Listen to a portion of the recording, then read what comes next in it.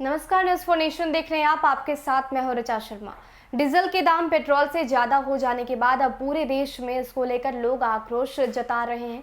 विरोध प्रदर्शन भी किया जा रहा है। इसके साथ अब बातचीत हो रही है कि आखिर किन किन ऐसे क्षेत्र हैं जिस पर इसका प्रभाव सबसे ज्यादा होगा। लेकिन इसी बीच एक बड़ी बात सामने आ रही है। दरअसल डीजल के दाम ज्यादा होने से सबसे ज्यादा कोई प्रभावित होगा तो वो है किसान। किसानों की आमदनी में भी कटौती हो सकती है और कहीं ना कहीं उनकी आमदनी में भी कमी आएगी।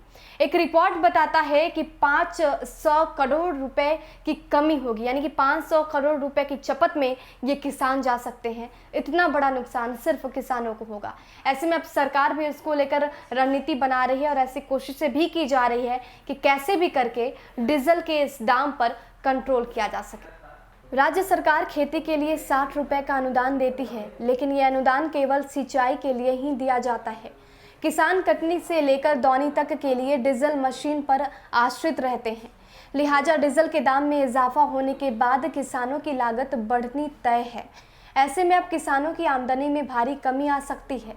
अगर सभी सेक्टर की बात करें तो किसानों को लगभग 500 करोड़ रुपए केवल धान की खेती पर अतिरिक्त खर्च होंगे।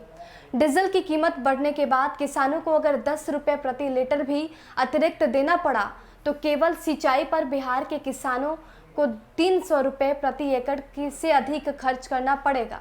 लगभग 35 लाख हेक्टेयर में धान की खेती होती है। इस हिसाब से केवल धान की खेती पर किसानों को सिंचाई के लिए लगभग 260 करोड़ रुपए अतिरिक्त खर्च करना पड़ेगा। ये खर्च पहले से हो रहे खर्च से अतिरिक्त होगा। इसके साथ ही कटनी और दौनी के साथ बाजार तक पहुंचाने में ट्रैक्टर के किराए के खर्च जो वृद्धि होगी वो अलग है। जानकारी के मुताबिक एक हार्वेस्टर 1 घंटे का 1000 रुपये लेता है। अब ये बढ़कर 1300 रुपये प्रति घंटा हो गया है। अगर इस अवधि में 1 एकड़ जमीन की कटनी होती है तो 300 रुपये अतिरिक्त देने होंगे। इस हिसाब से 35 लाख हेक्टेयर में लगभग 85 लाख घंटे लगेंगे और इस पर 255 करोड़ रुपए खर्च होंगे। अभी धान की भी खेती होनी है। ऐसे में किसानों के साथ एक और समस्या है, क्योंकि धान की बुआई के लिए जो मशीन उपयोग में लाया जाता है वो डीजल से ही चलता है।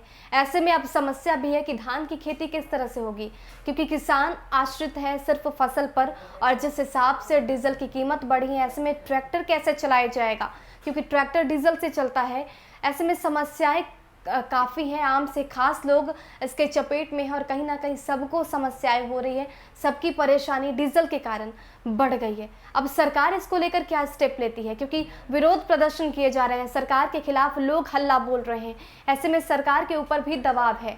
आगे की रणनीति क्या कुछ होती है, देखना दिलचस्प होगा। देश और दुनिया के तमाम अपडेट्स के लिए हमारे साथ बने रहिए और देखते रहिए न्यूज़ फॉर नेशन। नमस्कार।